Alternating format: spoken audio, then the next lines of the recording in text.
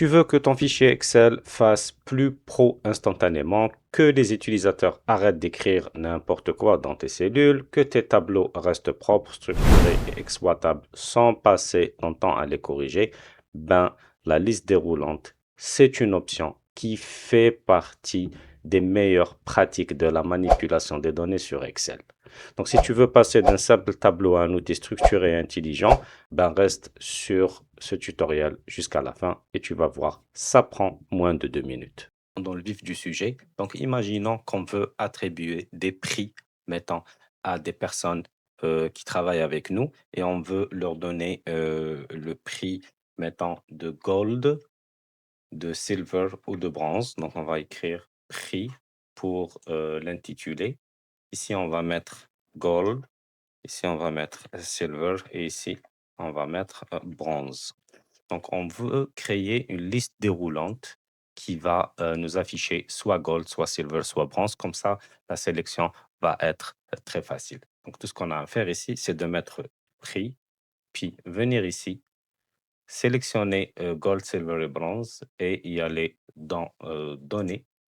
Puis, on va y aller tout de suite ici. Et puis, on clique sur validation des données. Donc là, on laisse ça comme une liste. Puis la source, on va venir sélectionner nos trois attributs. Puis on clique ici et on va mettre OK.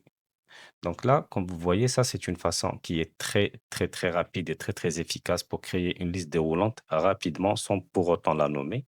Puis tout ce qu'on a à faire, c'est de venir faire un CTRL-C, puis faire un CTRL-V et on incrémente jusqu'à la fin de la sélection. Puis, on peut sélectionner librement ce qu'on veut mettre comme prix pour, mettons, l'employé 1, puis l'employé 2 et l'employé 3. Donc là, ça va nous créer comme